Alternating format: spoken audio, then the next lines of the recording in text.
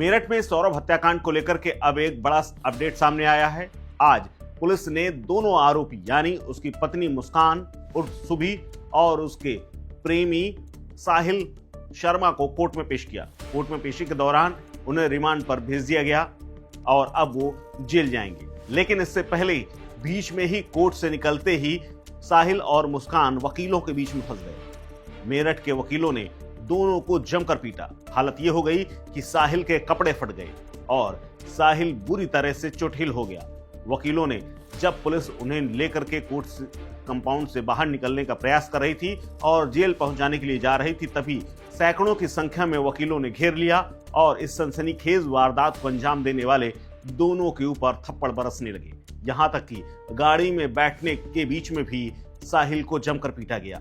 दरअसल साहिल मुख्य आरोपी है और वो खुद नशेड़ी है। उसे गांजा पीने का अच्छा खासा शौक है और कई सालों से इस नशे की चपेट में।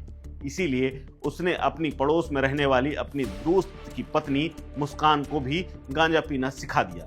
दोनों सिगरेट में गांजा भर करके दोनों पीते थे।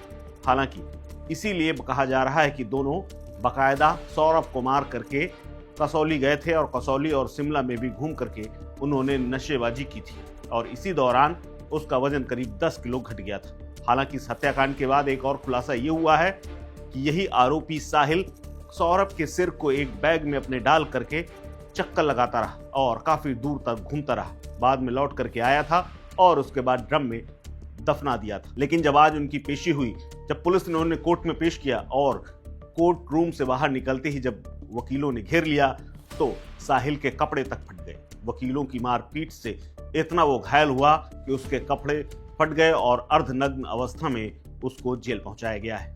कैसी रही तस्वीरें और क्या कुछ हुआ है कोर्ट कंपाउंड में, इन तस्वीरों में देखिए।